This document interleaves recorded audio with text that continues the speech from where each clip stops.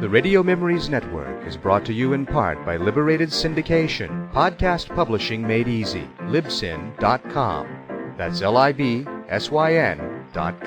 Hollywood, California, Monday, March 1st.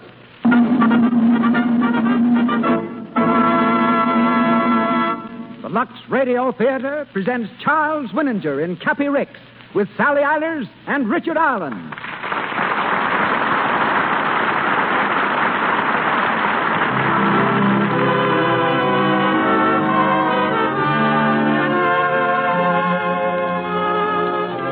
Lux presents Hollywood. Our stars, Charles Winninger, Sally Eilers, and Richard Allen. Our producer, Cecil B. DeMille. Our guests, Peter B. Kyne, renowned author and creator of Cappy Ricks, and Royer, Hollywood's eminent wardrobe designer from 20th Century Fox Studios. Our conductor, Mr. Louis Silvers. This program comes to you with the good wishes of the makers of Lux Flakes, who welcome you all to another hour in the film capital of the world.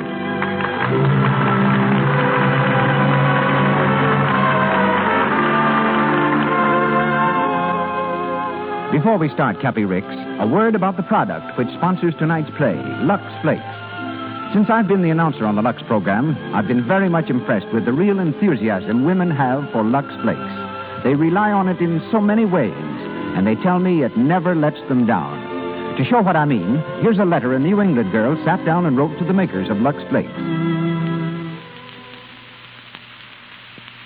I started working. I found that in order to buy a pair of stockings every week, I had to give up too many good times. I decided to try Lux Flakes and see if it made any difference. I found that with Lux, I only needed to buy a pair a month. Now I use nothing but Lux Flakes on stockings and dainty underwear. And with the money I save every year, I'm able to pay for half of my vacation.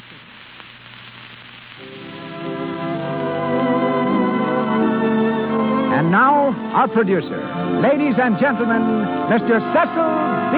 DeMille.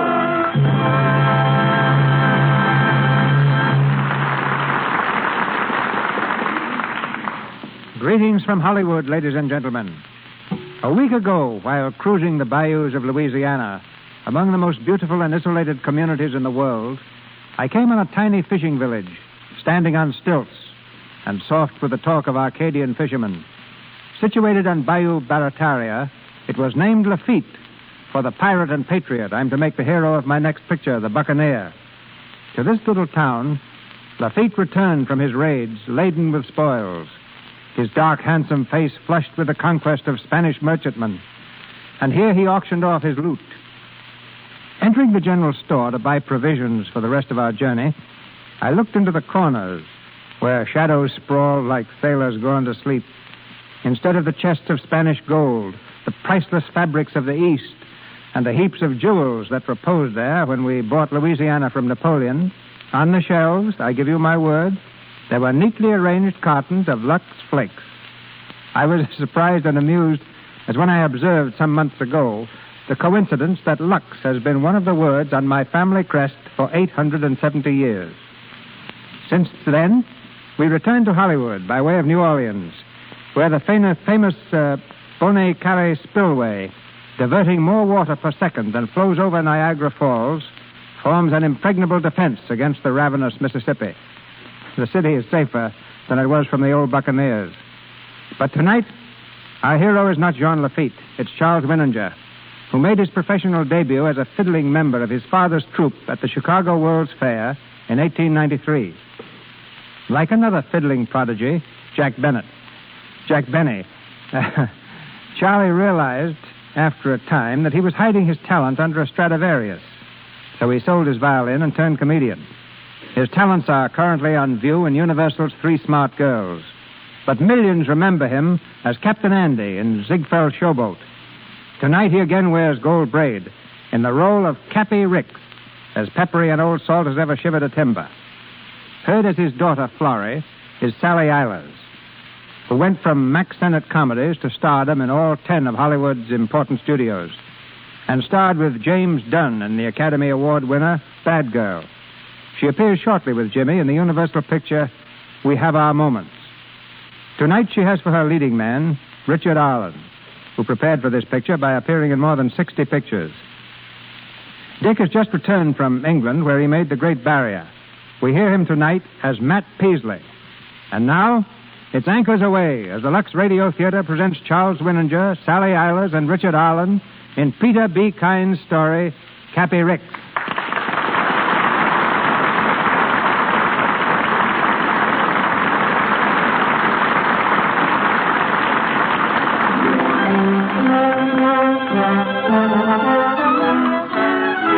San Francisco waterfront, where row after row of shipping offices face the busy wharves.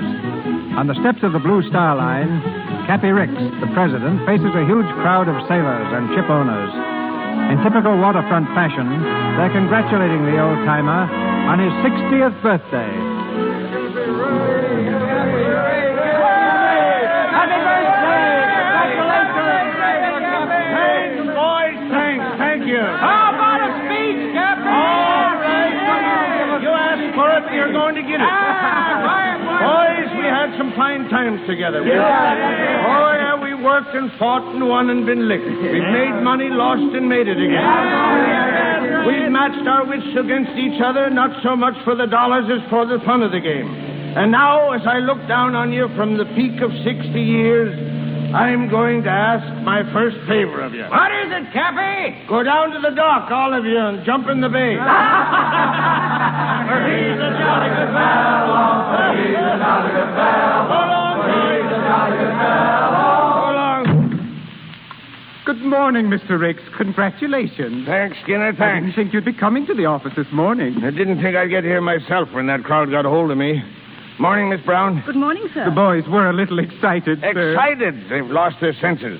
I don't see why a man can't reach the age of 60 without a bunch of hoodlums making a monkey out of him. Yes, sir, it is a shame, sir. What's that? Oh, why, nothing, Mr. Ricks. I just said that I thought it was a shame. Yeah, you did think they did make a monkey out of me. Oh, no, sir, not at all. There's no man can make a monkey out of Cappy Ricks, Skinner, nor a crowd of men. Remember that. Yes, sir. And don't keep yesing me all the time. Oh, yes, sir. Has there been any word from that hoodoo ship of ours? Oh, the retriever. No, not a thing, sir. She can't possibly make port inside of a week or 10 days. I know that, you darn fool. I didn't say anything about her making port, but some steamer might have picked her up and reported. I haven't heard a thing, sir.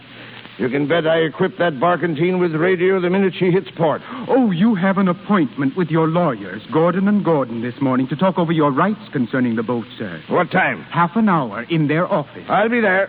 Anything else? Oh, yes, sir. Your daughter is here. What? Where? In your office, sir. Well, why didn't you tell me, you knock-kneed landlubber? I'm sorry, sir. I'll be in the office. Now, listen, I don't want to be disturbed. No, sir. I'll see to that, sir. Hello, Florrie. Hello, Dad. How are you, darling? What are you doing down here at this hour? Your Aunt Lucy said you skipped out of the house before breakfast. I want to speak to you alone, Dad. Huh? What about? Well, first to congratulate you. I owe you 60 kisses, you know. One for each year. That's so. I'll collect them on the installment plan. One at a time. All right. Here's the first. That is a good one. Must be something behind it. Dad. Come on, out with it. How much do you want this time? Not a penny. No? No. It's something more than money, Dad. Something I want terribly. Mm-hmm. Well? It's what I was speaking about the other night at dinner. Now, Florrie, don't start that all over again. But, Dad... I told you once and for all that I don't want you working down here at the office. But, Dad, listen... In the first place, it ain't necessary. And in the second place, you don't know anything about the shipping business anyhow. But I do. I've been around the docks with you ever since I was old enough to walk. And I've listened to you talk every night at dinner for the last 15 years. I know as much as anyone knows, and I want to come in with you. Work with you. Now, Florrie, listen to me. I don't know why I should be talked seriously about this. It's silly. But I want to tell you something. The shipping business is no business for a girl. It's a man's game, a fighting game. It's give and take every minute of the day. And if I went and took you in as a partner, my competitors would laugh me off the waterfront. I don't have to be a partner. No, nor anything else around here. I won't have it. Is that your final answer, Dad? Absolute. Oh, Florrie, now, don't act so hurt. I'll do anything in the world for you except this. I can't do this. It's all right. But I haven't given up yet. Now, Florrie. You always said I was stubborn. You certainly are. And that I'd take after you. Well, yes. You're too much like me for your own good. Oh, Mr. Ricks. Yes, what is it? Your appointment with Mr. Gordon, sir. It's almost time. All right. Don't rush me. Oh, no, sir. I didn't mean to rush. Well, get me a cab. Oh, yes, sir. And be quick about it. We've got to get out of here. Oh, yes, sir.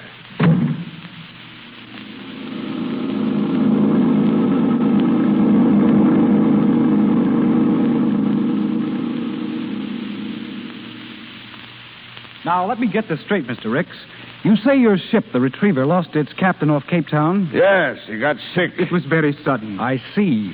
And the mate took over command? Yes, fella by the name of Matt Peasley.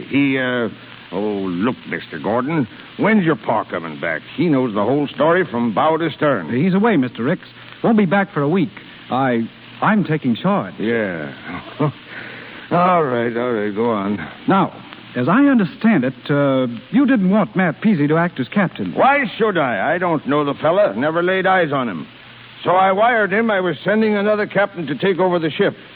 And what do you suppose that scallywag did? What? Wired us that he was going to bring the ship back himself. And if we sent on another captain, he'd chuck him overboard. What did you do then? I'll tell you what I did. I hunted up the biggest, toughest captain I could find. A big, burly Swede. A two-fisted human bull who's licked everything on the seven seas. And I shipped him off to Cape Town with orders to beat Mr. Peasley to a pulp and bring what was left of him back in the Retriever. I see. Now, here's what I want to see you about. That ship will be in here within a week or 10 days, and the minute she comes to anchor, they'll bring the pieces of Mr. Matt Peasley ashore. Then what's left of him will begin to yell for the police. So I want to know just where I get off at. The assault took place in a foreign port? But on an American ship flying the American flag. Now, don't forget that. Well, what's the answer? Well, let me see. Come on. Do I land in the brig or don't I? Well, to be quite frank with you, Mr. Ricks, I don't know. Well, that's just fine. Just fine. I sit here for an hour wasting my breath and you telling me you don't know. What's a maritime lawyer for, anyhow? When my father gets back. You see, it's a very unusual case. I'm sorry, Mr. Ricks. All right. Forget it, son. A youngster can't know everything about this business. I'll look up the case record. Never mind. I ain't got time. And the ship ain't due for a week. You just tell your pa to give me a hail as soon as he hits port. Oh, yes, sir. Thank you, sir. Oh, forget it. Well, come on, Skinner. Oh, I beg pardon, Don't sir. sit there with your mouth hanging open. We got work to do. Oh, yes, sir. Yes, sir. So long, son. Goodbye, sir.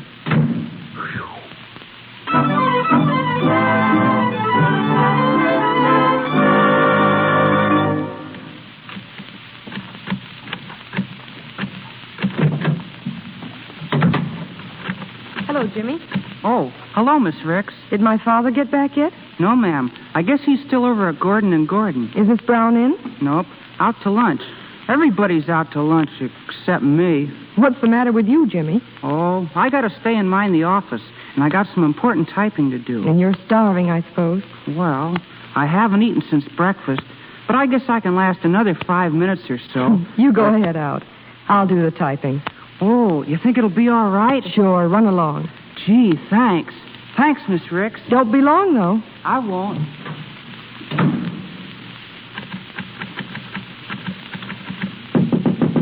Come in. Well, how do you do? Hello. Mr. Ricks in? What's the name, please? Matt Peasley, captain of the Retriever. The Retriever? The Retriever isn't in yet. Oh, yes, it is. Anchored off of Meg's Wharf not 20 minutes ago. Who's in command? Me? But Captain Peterson. Oh, you mean that big, sweet old Rick sent out to Cape Town to take charge? Yes. I brought him ashore and sent him up to the Marine Hospital. What? You mean to say that you licked him? Well, if I hadn't, he'd have licked me. They ought to take a peep at him. Oh, for heaven. I'm afraid I don't understand. Oh, excuse me, but I can't help it. It's too funny. Do you know that fight has been the talk of this office for the past 3 weeks? Yeah? Everybody took it for granted that Captain Peterson would win. Been on Rick's mind, huh? Night and day. He's talked of it, boasted of it, gloated over it. You see, you're the only man in his employ who ever defied him. Well, he probably needs someone to tell him off once in a while. He's just an old windbag anyhow. What? Oh, I guess I shouldn't have said that, huh? You've got to be loyal to him working in his office and all. Working? You're his secretary, aren't you? Well, not exactly. Been with him long? Long? Oh, yes. ever since I was a little girl. He's been like a father to me. He's not so bad when you know him. Bark worse than the bite, huh? That's it. Tell me something. How on earth did you get the retriever back so fast? You weren't due for a week. Oh, just luck, I guess. Well, luck wouldn't speed you up 7 days. Well, I've been at it ever since I was 14. Was the retriever your first command? Yeah, that's why I jumped at the chance. I couldn't let that big ape Peterson take it over. Oh. But you know, Mr. Ricks is pretty powerful. He could keep you from getting another boat. Well, I expect him to do that. What are you going to do? Me? I'm going to give up the sea. I'm going to go into the shipping business for myself. You are? That'll take money. Well, I found out that if you can show people a sure bet, it's a cinch to find the money. Oh, you have something sure. Dead sure. You see, I know where I can pick up a couple of ships right now. And for $10,000, I could swing the whole deal. Buy up the options, turn around, sell the boats, and net a profit of 100%. That'd be enough to give me a start. You could do that for $10,000? Sure. You could? Yeah, I got half of it now. All I need is another 5. Captain Peasley, if I get $5,000, would you take me in with you? You? As a partner. Are you kidding? No, I'm not. Where would a secretary get $5,000? Oh, well, you see, I have a brother who has plenty of money. He'll let me have some to invest in a sure thing like this. You're a funny kid. What's your name? Brown.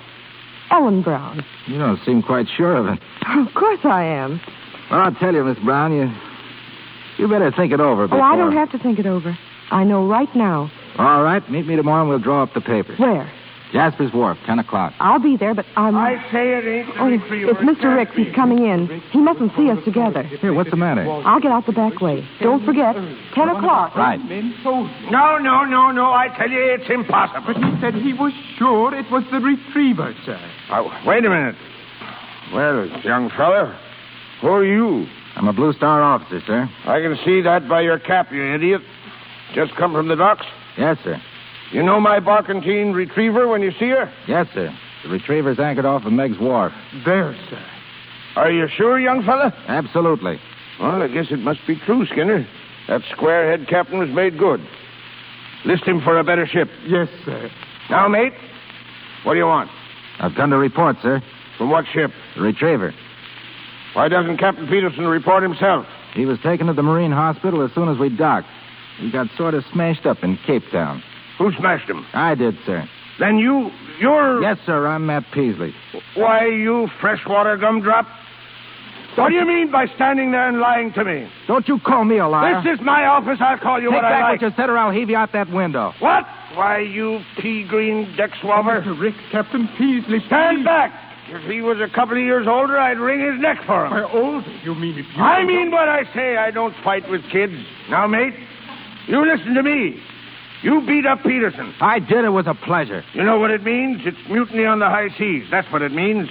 Captain Peterson had credentials. He might have had them, but he didn't present them. He climbed on board and presented his 2 fists. And you bashed him in, huh? Right. I suppose you know you've made us more trouble than any other man we've had in our employ. That's your fault, Mr. Ricks. My fault? Look here, Yeah, you if you'd young let me snipe. alone. Yeah, if you let me alone, I'd have brought that boat back and there wouldn't have been any trouble. Well, you'll never get the chance to bring back another. You're fired. You can't fire a man that's already quit. And now, Cappy Ricks, goodbye. Don't call me Cappy. All right, then, Mr. Ricks. And write this in your log. The next time you pick a fight with one of your employees, make mighty sure he isn't from Thomaston, Maine, where they turn out real sailors. Goodbye. Peasley. Thomaston, Maine. Peasley, of course. What is it, Mr. Ricks? I know that boy. I knew his father. The finest family of sailors that ever hauled a rope. Skinner, I want that boy for our line. But you just told him... Never mind that. You go find him and bring him back here. That boy's going to work for me.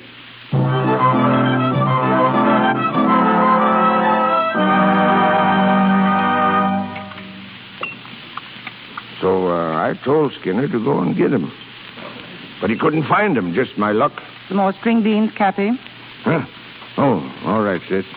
They're kind of burned, though. Indeed, they are not. All right. Let's have them. How about you, Florrie? Florrie, your Aunt Lucy is speaking to you. Oh, what was it, Aunt Lucy? She said, did you want some string beans? Oh, no, thanks. You're acting awfully funny tonight, Florrie. What happened to you today? Nothing. Except Dad wouldn't give me a job. Now, Florrie. Oh, don't worry. I'm not going to ask you again. Well, now you're talking. But this time it is money. Oh. How much? Just a drop in the bucket, Dad. How big a drop? $5,000. Lovely. That ain't a drop, it's a splash. What do you want it for? Charity again? Well, in a way. What do you mean, in a way? Is it charity or ain't it? Well, charity's helping people out, isn't it? Yeah. Then it's charity. Now listen, Florrie. Cappy. What? You might just as well save your breath.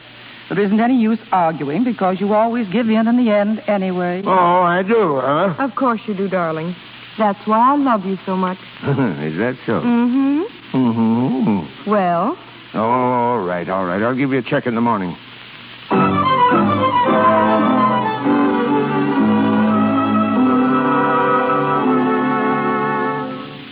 Oh, come right in, Captain Peasley. Well. How are you, Peasley? Good morning. I found him for you, Mr. Rake. Fine. Sit down, Matt. Sit down. Just a minute. I don't know what you want me for, and I don't care very much. But whatever it is, let's get it over quickly. Sure. You see, Matt, I made a little mistake about you yesterday, and I've changed my mind. I want you to take command of the Retriever. There, now, what do you think of that? Very little? Huh? I don't want the job. Why not? Because I'm going into business for myself.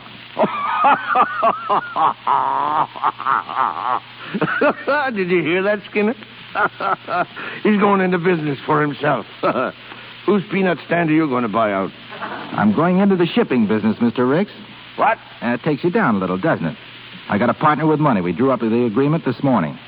From now on, Mr. Ricks, you've got a competitor. Why? A real one.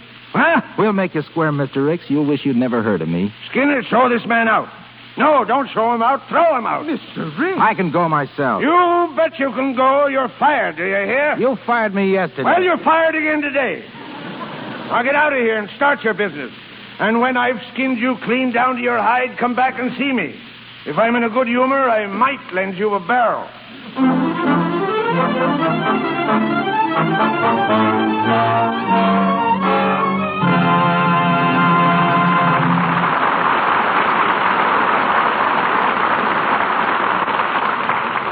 We'll continue with Cappy Ricks in a moment. Now, let's visit one of Hollywood's leading department stores. Mr. James Brown enters the lingerie department feeling, a bit like a fish out of water. Like most men, he hesitates to enter this feminine domain, but he has to. He's returned a lace-trimmed satin nightgown which he had bought as a birthday gift for his wife. He explains his errand to a salesgirl, and then... Didn't your wife like it, sir? It's a gorgeous gown. Oh, yes, she likes it, thinks it's lovely, but, she doesn't feel we can afford it. It's probably my fault. I've heckled her quite a bit about clothes bills. But, Mr. Brown, this gown is pure dye satin. Will wear for ages. That is, if it's washed carefully. Huh? Well, how do you wash the things? Well, I always advise Lux Flakes. Tell your wife to turn it wrong side out before washing it. Look, why don't you take the gown home again and take along with it this Lux washing leaflet? Well... I know if she washes it with Lux Flakes, the gown will stay in you looking for so long, she won't think it's a bit extravagant. Well, I guess I will take it back. She really liked it. And thanks for the tip about Lux. Yes, that salesgirl is right. If you use Lux Flakes, even the daintiest lingerie will stay like new so long that it isn't extravagant. Lux underthings after every wearing. This protects daintiness and at the same time keeps the garment new-looking. So for daintiness and economy, always wash underthings in Lux. And now, back to Mr. DeMille. Once more, we bring you Cappy Ricks with Charles Winninger, Sally Eilers, and Richard Arlen.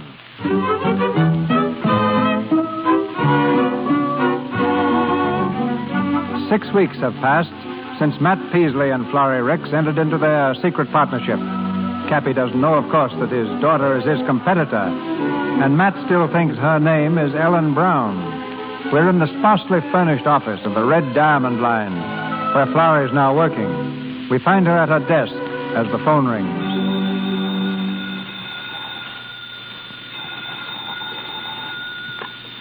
Red Diamond Line. Is this Matt Peasley's office? Yes, sir. Then by the pink-toed prophet, I want to talk with him. This is Mr. Rick speaking. Mr. Peasley's busy just now. So am I, and I haven't any time to waste arguing with a female windjammer. Are you wasting it? What's that? If you're trying to get fresh with me, young lady, you'd better think twice. I'm not taking any fancy talk from anyone, man or woman. Who's that on the phone, Ellen? Wait a minute, Matt. Hello? May I take a message, Mr. Ricks? What? I said, may I take a message? Hey, what? You know, there's something familiar about your voice, young lady. Well, what's your name? Oh, I'm sorry, sir, but I'm not allowed to discuss personal matters during business hours. What? Well, listen, young lady. You know who I am? Oh, yes, sir. Very well. Then from now on, we'll get somewhere. Throw all that regular office lingo into the discard and give me Matt Peasley. I'm sorry. He's too busy to talk now. Oh, he is he? Well, tell him for me that he's an ungrateful sea dog. And if he thinks he can lick me, he's as crazy as a coot. Goodbye. Was that Ricks? Yes. You're getting under his skin. Oh, Matt, isn't it simply gorgeous? Things are beginning to break. Say, they've broken already. You remember what you told me about that Mason and Barber's contract expiring with Ricks? Yes? Well, we landed that contract. No. Yeah, it's all signed, sealed, and delivered and in my pocket. We'll make $5,000. He told That me... wipes out what you borrowed. He told me I didn't know anything about the shipment of this. Huh? Who? Oh, nothing. Nothing, Matt. It's just that I'm happy. You don't know how happy. Oh. Ellen, you're a wonder. It's been fun, hasn't it? Wondering if anything was going to happen. Almost going overboard, and now everything working out just the way we wanted it. Oh, it's been the grandest 6 weeks I've ever known. You know what I'm going to do? I'm going to have a sign put up outside, Peasley and Brown, Red Diamond Line. Oh, no, Matt. Why, what's the matter? Well, you mustn't say anything about me. You promised you wouldn't. But you're my partner. I don't see why. Please, Matt. You mustn't. All right. Hey, but what about that other partnership I suggested? Does that have to be silent, too? Other partnership? You know, the one that has a ring to go with it. Oh, that one. I'm serious, Ellen. So am I. We'll have to wait, Matt. Oh, I'm crazy about you. I guess I've told you that 100 times. I never get tired of hearing it. Then why do we have to wait? Because... Oh, Matt, you're just getting started. You've got a long way to get yet, and I want to see you get there. I want to see you become the biggest man on this street. And you will, too. Yeah, but what's that got to do with us getting married? Well, I don't know, Matt, except I'd rather not. For a while, anyhow. Well, I guess I'll just have to wait. Don't make it too long, though, will you? It'll be just as long for me, Matt. Oh, Ellen. Matt, stop. Not here. What would a client think if he walked in here and found you kissing your secretary? I don't know. But I'll bet a schooner against the door that he'd try to hire you away.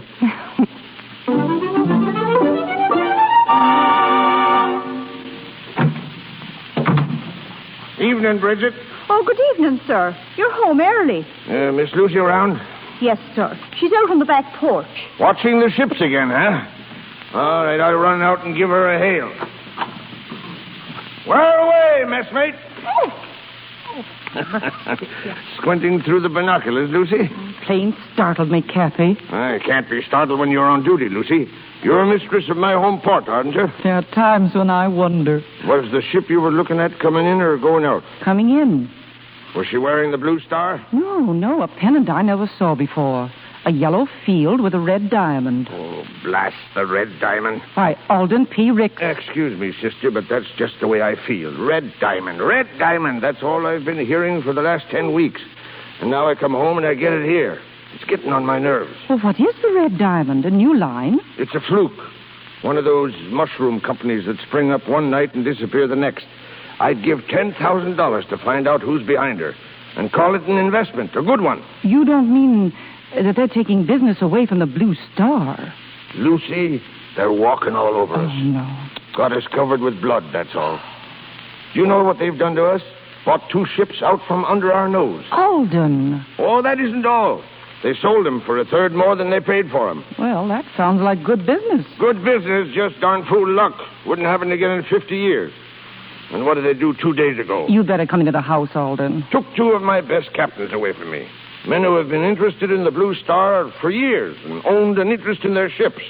They walked out and left me. I never heard of such a thing. Left the Blue Star, a $5 million corporation, to go with a fly-by-night shoestring mushroom company that's liable to hit the ceiling any minute. Alden, Why don't you give up the fight and retire? Retire? Retire? Plenty of time for a man to retire when he's old. I'm only 60. Quit and let that boy whip me? By the horn toad, I will not. No, sir. Why, Lucy, I'm tickled to death over this fight. By the time I've demolished, pulverized, and obliterated this Red Diamond outfit, I'll be 10 years younger.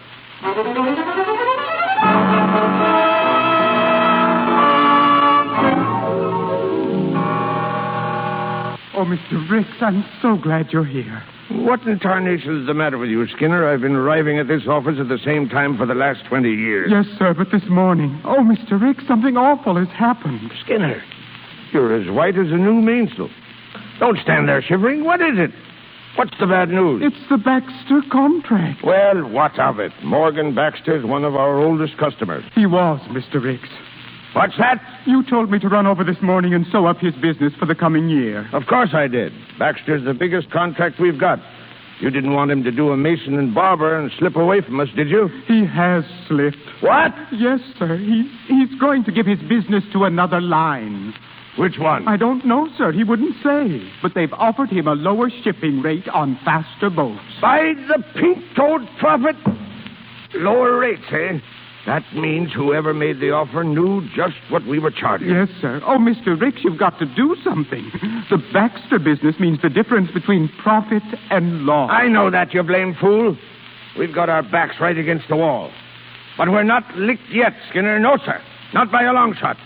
We've got to start fighting. But we have been fighting. All I want to know is which line it was that underbid us. That's all. You don't suppose it was the Red Diamond? The Red Diamond? Oh, but Mr. Ricks. Could a 10-cent outfit like that underbid the Blue Star? No, sir, but I have... Would they know what we were charging? No, sir, only there have been... Ah, Skinner, you're a waddling landlubber. Yes, sir. Red Diamond. Red Diamond. Oh, yes? That's pretty rich. Yes?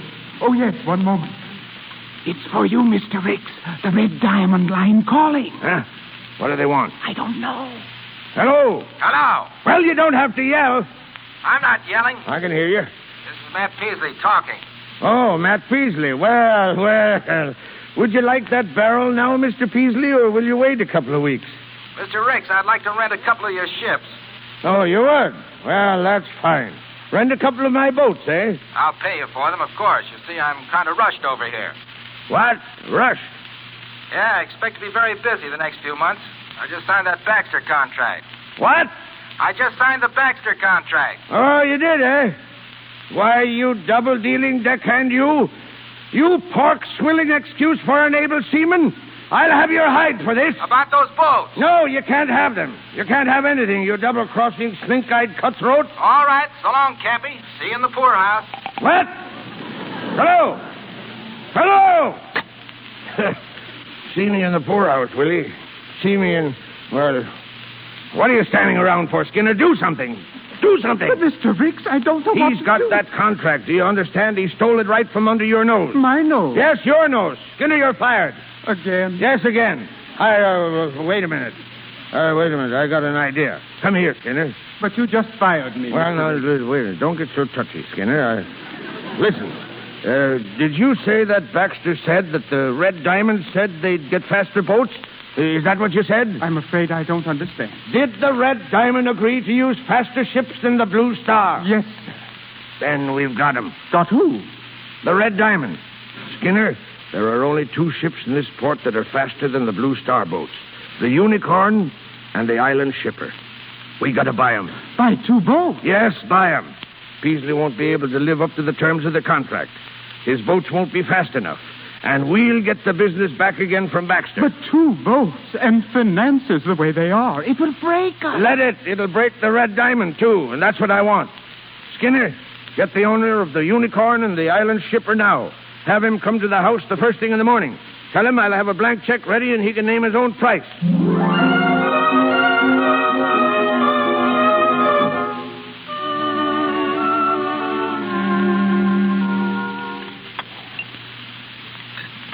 Alden Ricks, what's the matter with you? Huh? You haven't even touched your breakfast. Oh, I'm not very hungry this morning, Lucy. Anything wrong? Wrong? No, not a thing.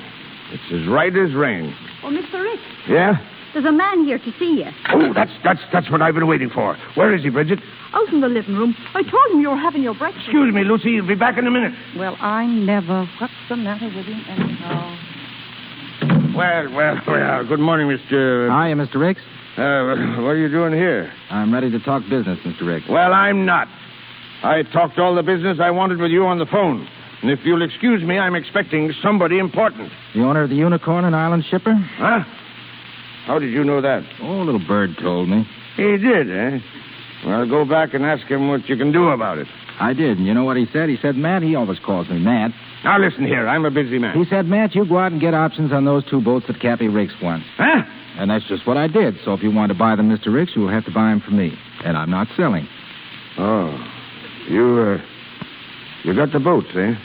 Yes, sir. You'll be able to live up to that contract now. That's why I got them. Yeah, well, you're smart, Peasley. You're real smart. I know when I'm beaten.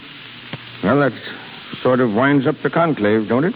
I guess so. Yeah, you've done it all right. Mr. Ricks, You've licked me. Stripped off all my rigging. Well, I've ripped the rigging off of other fellas in my day. Yep. Good sailing. I'm finished, Peasley. Finished? You've done a complete job. About the only thing left for me to do is to write my own business obituary. You mean you're broke? Yeah. Clean. Dad. Hey, yes, honey. Ellen, what are you doing here? Ellen? Who's Ellen? I heard what you said, Matt. I couldn't help hearing it as I came downstairs. Why were you upstairs? Huh? Well, I'd like to know who's a better right to be up there. She's been in the habit of going up and down the stairs in this house ever since she was born. You didn't expect to take that away from the Ricks family, did you? The Ricks family? Yes, Matt. I'm Florrie Ricks. Oh, I see. Well, I don't. It's all very clear now. Can't you understand? It was all right fighting Dad. It was fun as long as it was only a lesson. It gave me the chance to prove I could do something. When I heard him tell you, we mustn't ruin his business. That's Dad's life. Well, by the pink-toed prophet, will somebody be good enough to explain what's going on here in my own cabin? You didn't even tell me what your name was. I couldn't. You wouldn't have listened to me. You know you wouldn't have listened, Matt. Florrie, allow me to... But I did, didn't I? Oh, I should have known better than to take a woman as a partner. Now, look here, you young swab. This is my business, not yours. Matt, please. Oh, fine. Swell. Good joke, even if it is on me. You can have your Baxter contract, Mr. Ricks. I wouldn't touch it. But the fun isn't over. We've been fooling before, but now you're going to see some real fighting. Matt. Oh, Dad. Dad. Well, it looks like I'm about the biggest fool that ever walked the deck. So that's why you wanted that $5,000, so you could go into business with that... Oh, Dad, I'm sorry. I didn't know it would turn out like this. I only wanted to show you that I did know something, and now... Oh, Daddy hates me. Say, are you worried about him or me? He hates me.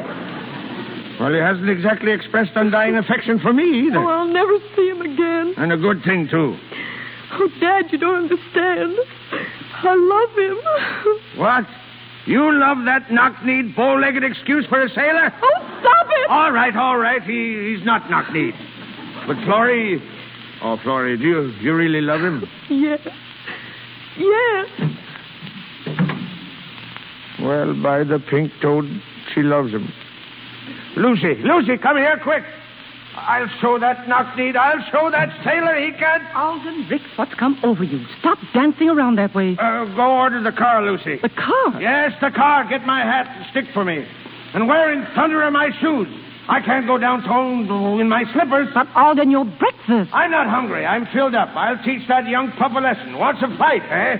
Well, he'll get one. I'll make his blood tingle if it costs my last dollar. Lucy, where are my shoes?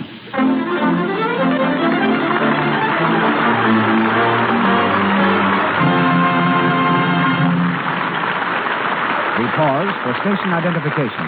This is the Columbia Broadcasting System. This is KNX, the Columbia Station, Los Angeles.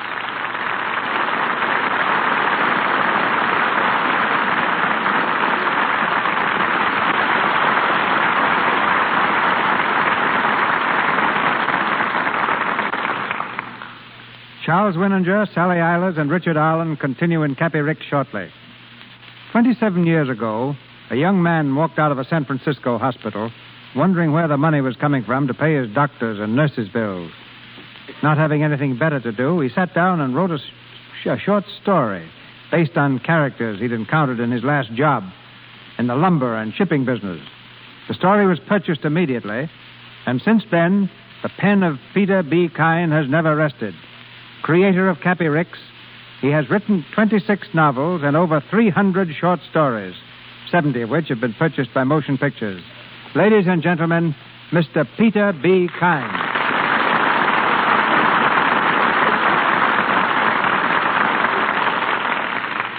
Thank you, Mr. DeMille. While most of my Cappy Ricks stories are based on fact, neither Cappy nor Matt Peasley ever really lived. But they're the combination of many men whom it was my good fortune to know. The last of that old acquisitive breed who sailed many years ago from New England to write the last chapter of romance, furl the last sail in the port of San Francisco. While courage was the birthright of these men, yet they knew tolerance and philosophy. They were great readers and certainly the vast race on earth, really appreciative of the art of conversation. What was the flash of inspiration, Mr. Kyne, that resulted in Cappy Ricks? Cappy was more accident than inspiration. He appeared first in a short story which I considered nothing more than run-of-the-mill of a fiction foundry. Well, it seems it turned out to be something else. Of your bestsellers, such as The Pride of Palomar, Three Godfathers, The Valley of the Giants, and Kindred of the Dust, which do you like best? Probably The Go-Getter, which is Mr. Willinger's new film for Warner Brothers. Not long after I had submitted it to Cosmopolitan magazine, I overheard a salesman taking an order for 100 copies of a new inspirational book by Peter B. Kyne. I wired my publisher that I had not written any inspirational story and to cease selling me under false pretenses. 2 hours later, I received a reply. You poor simp, he informed me, you don't know what you write. The Go-Getter was one of the finest inspirational stories we've ever seen. As for royalties, you can thank heaven we'll pay you the same as heretofore.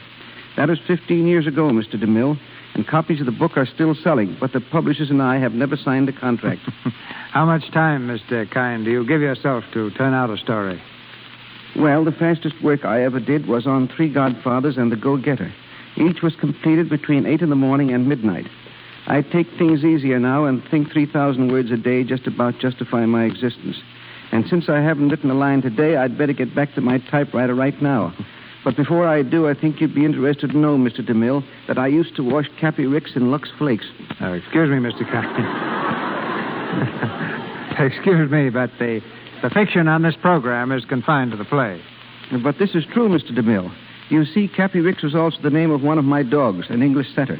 I thought a lot of Cappy, and knowing that anything safe in water alone is safe in Lux, I always washed him with it.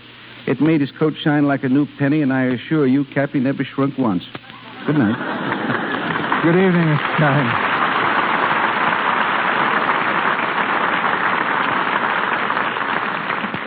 We continue with Cappy Ricks, starring Charles Winninger with Sally Eilers and Richard Arlen.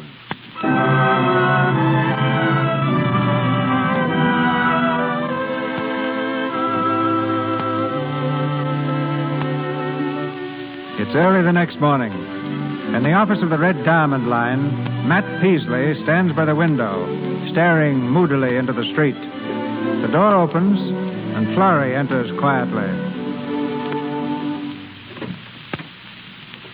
Matt, Ellen. it's Florrie now. Yes, I know. Well, Matt, I had to come down. I couldn't stand it any longer. Oh, I've started for your house at least 10 times. Why didn't you come? Full pride, I guess. I'm sorry about yesterday. I just lost my head. Well, you had good reason to. Well, Matt, what are we going to do? Oh, I don't know. Your father was here yesterday. He threw the Baxter contract back in my face. Said he wasn't interested in Charlie. Said he'd rather get it by fighting or not at all. Matt, I've got to stick with Dad. You understand that, don't you? Oh, of course. He's an old man. He needs me. Maybe someday it'll all work out and we can go on like before. Maybe. I'll always love you, Matt, no matter what happens. Florrie, if your father got his business back again, pulled out of the rut, would it make any difference to you? I don't know what you mean. Well, if you didn't have to worry about competition and losing business, would you be free then to do as you want? I think so. Oh, but you're not thinking of... Oh, I don't know what I'm thinking of. All I know is that I've made a lot of money out of this business and had a lot of success, and it doesn't mean a thing. without you, Florrie. Oh, darling.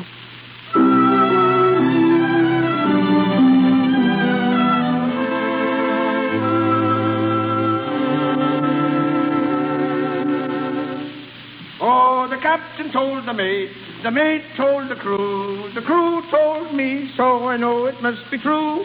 You hear some funny yarns while sailing o'er the sea. That's the little yarn you heard aboard the ship. Oh, good afternoon, Skinner. Mr. Ricks, was that you singing? No one else, Skinner. I'm a new man. Yes, sir, a new man. Oh, dear me, but what's happened? Push old Cappy Ricks into the scuppers, will they? Beat him at the game he's been playing for years? I'd like to see someone do it.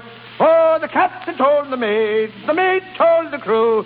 You think you could use 100 shares of Blue Star stock, Skinner? Why, Mr. Ricks. She's going up, Skinner. 100 shares of stock.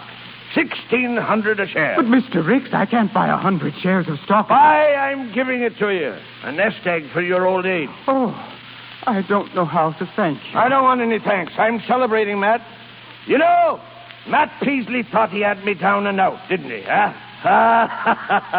Skinner, I won a great victory this afternoon. Victory? Sure, I've got the Baxter contracts. What? Sewed up tight as a cockship. He called me up at the house an hour ago and begged me to come down. Then we won't have to close up. We'll climb up to new heights. The Blue Star's under fresh steam. You can't wallop an old sea dog and make him stay wallop. Oh, Mr. Ricks, what is it? Oh, Lord. I'm out of wind. Oh, here, sit down. Sit down, Mr. Ricks. Oh, stay put. I'm all right. I just misjudged the old boilers. Oh, there. Now I'm fit as a new craft. Well, what are you staring at? It all has the ring of a miracle, Mr. Ricks. Miracle? It's experience. That's what it is. Smart businessman realizing that a tired horse is safer than a colt that has nothing but fight. What does Matt Peasley say? Him? Well, Skinner, that's the one sore spot. It'll hurt Peasley mortal. Put him right out of business, and it'll hurt Florrie, too. Yes, sir, I suppose it will. Yeah, kind of takes all the fun out of the winning, Skinner. When you know it's hurting people. Skinner, why didn't you choke me before I fired Matt Peasley? But you fire so many people, sir, and then take them back again. Well, it's hard to know what to do. That's it. Yes, sir. That's it. What? I got to get him back. Skinner, go get him and bring him here. But, Mr. Ricks... And don't come back and say you can't find him. Go on now. Hurry up. Hurry up. This is important.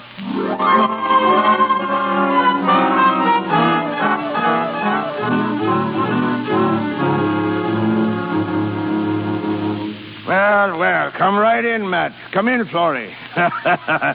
It took a woman to bring you in, eh, Peasley? Yes, sir. Well, Skinner, don't stand there. Get a couple of chairs for our guest. Oh, yes, Mr. Ricks. Well, Peasley, finally moored in the home port, eh? Looks natural here, don't he, Florrie? He certainly does, Dad. Mr. Ricks, sir. Silence. Stand by. I'm in command of this ship. Well, what is it, Peasley? I wanted to come over and congratulate you, Mr. Ricks. Now you're talking... What's that? Well, I'm beaten. You've whipped me. Oh.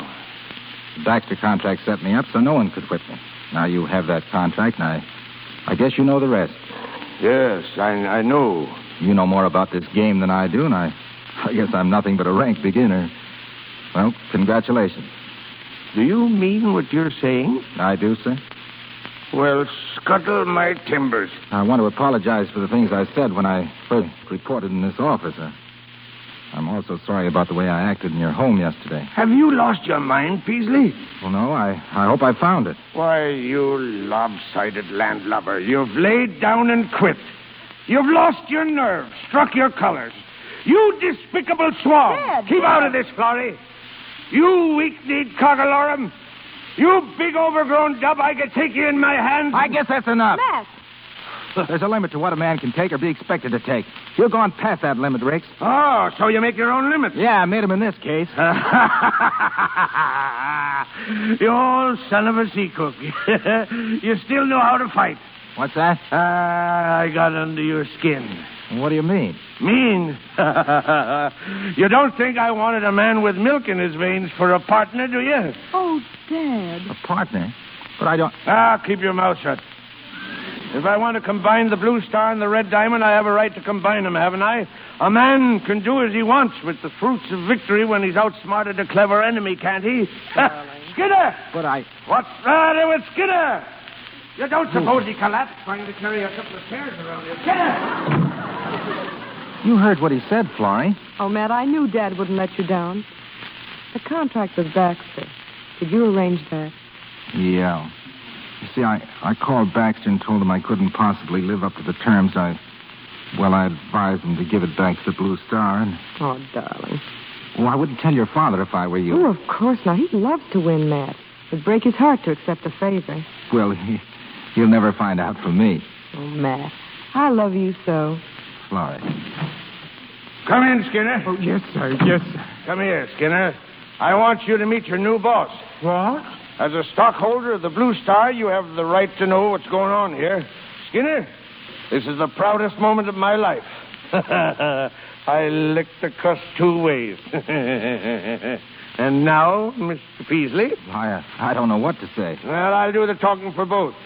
You told Florrie Ricks she cheated you, didn't you? Yes, but... You got pretty high and mighty with her, telling her she couldn't run up and down stairs in her own house, didn't you? Well, I've told Florrie... High-handed. That's what you were. You took the tiller, canvas, pilot house, and your teeth. Well, that's all right for a partner. But it's bad for a fiancé. Very bad, Matt. But wait a minute, Silence! I'm master of this craft.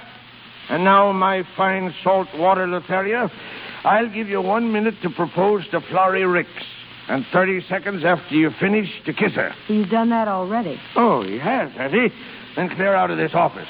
How can we handle business with 2 lovesick calves mooning all over the place? Well, Mr. Ricks... Get out of here. Skinner, open the door. Yes, sir. Vamoose and stay vamoose. I don't want to see either of you until after the honeymoon. Goodbye, darling. So long, Cappy. So long. Why, Mr. Ricks, what's the matter? Skinner, come here. Skinner, he thinks he fooled me. What's that? Matt, he thinks he handed me Baxter's contract on a silver platter. You mean he didn't? No, you blame fool. I was in Baxter's office when he called. I had the whole thing sewed up then. But how? I found out that the charter of the Red Diamond Line was taken out in the name of Matt Peasley and Ellen Brown. Well, there wasn't any Ellen Brown, and every one of their contracts was illegal. Oh, and he thinks he did you a favor. Yes! Skinner, I always told you that no man ever made a monkey out of Cappy Ricks. No, sir. No, sir, no. But that young whip came awfully close to it.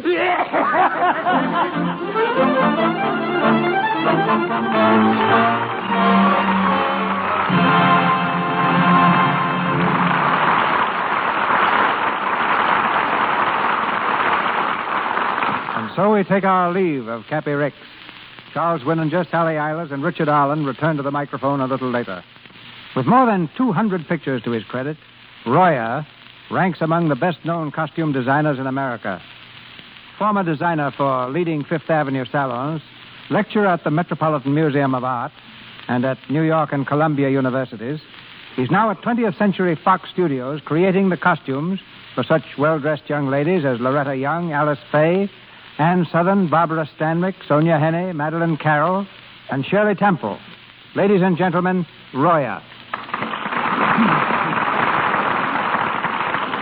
Thank you. With spring just 3 weeks off, let us take a quick look at what fashions are going to appear in the Easter parade. Skirts will be shorter, shoes will be higher, hats will be lower.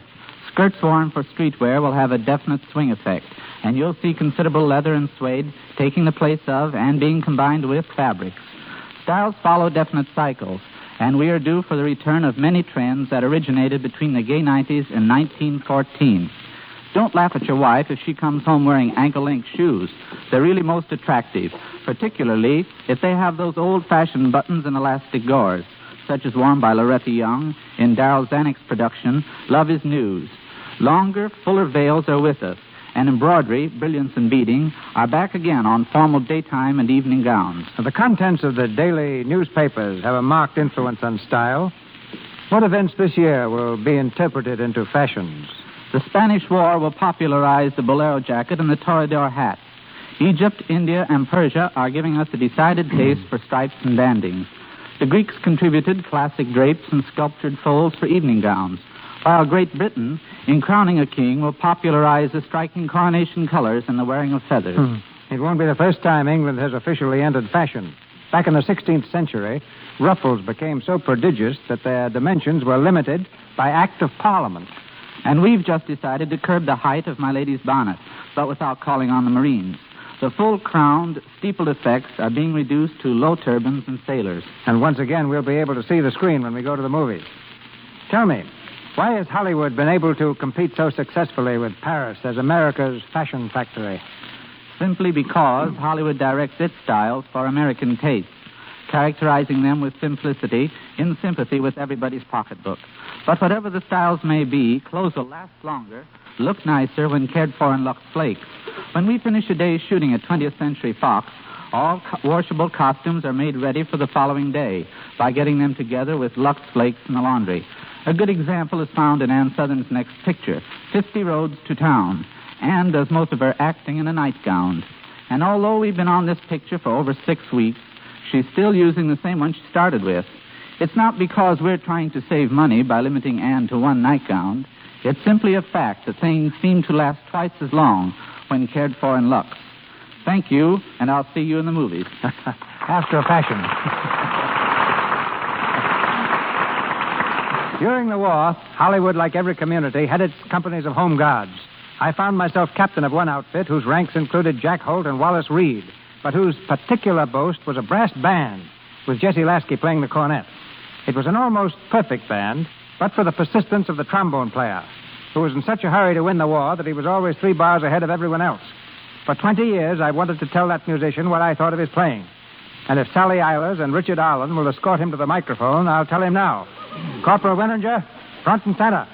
Now, just a minute. I joined the Army to serve my country. But instead of giving me a rifle, you hand me a trombone. Well, they probably figured you could do more damage with a trombone, Charlie. I really think you should be forgiven, Mr. Winninger. After all, a man who's been captain as consistently as you should have been put in the Navy. Thanks, Sally. But since coming to Hollywood this time, all I play is fathers. I've just made 4 pictures, and every one of them I'm Papa. But what have you been playing, Dick? Dick's been playing golf. Oh. I think we better skip that bye, Sally. Oh, I don't know. You were in nearly every big tournament in the country. We're all proud of you, Dick. You're the most consistent player in Hollywood. Oh, I'm consistent, all right. I lost every match I entered. But I haven't given up hope yet, and I hope I'm going to Georgia next month to see if they'll let me play in the Bobby Jones tournament in Augusta. Well, now, Dick, just perform as splendidly as you do in your new picture, The Great Barrier, and the cup's as good as yours right now. Thanks a lot.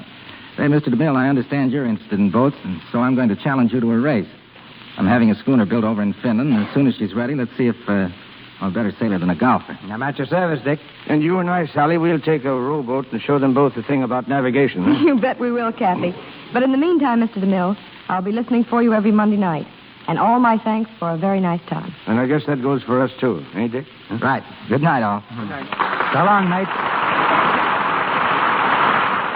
Thank you, Mr. Winninger, Miss Eilers, and Mr. Allen. Ladies and gentlemen, this is your announcer, Melville Ruick. In just a minute, Mr. DeMille brings word of next week's gala attraction. Our stars tonight were assisted by Byron K. Folger as Skinner, Janet Scott as Lucy Ricks, Kenneth Hansen as Gordon, Frank Coglan Jr. as Jimmy, and Maureen Roden Ryan as Bridget. Mr. Winninger and Miss Eilers appeared through courtesy of Universal Studios, Mr. DeMille, Paramount, and Royer and Mr. Silvers, 20th Century Fox, where the latter was in charge of music for the new film Nancy Steele is Missing. Once again, Mr. DeMille. There's a sensational new team in motion pictures, ladies and gentlemen, which we bring to the Lux Radio Theater next Monday night. Grace Moore and Cary Grant. Our presentation, a play based on Belasco's immortal production, Madame Butterfly, with some of the music from Puccini's opera of the same name. For Miss Moore and Mr. Grant, this will be a return engagement. And coming to us this time in Madame Butterfly assures us all a brilliant evening.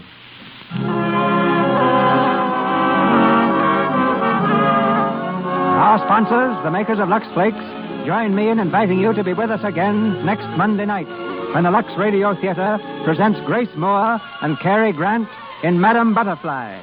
This is Cecil B. DeMille saying good night to you from Hollywood.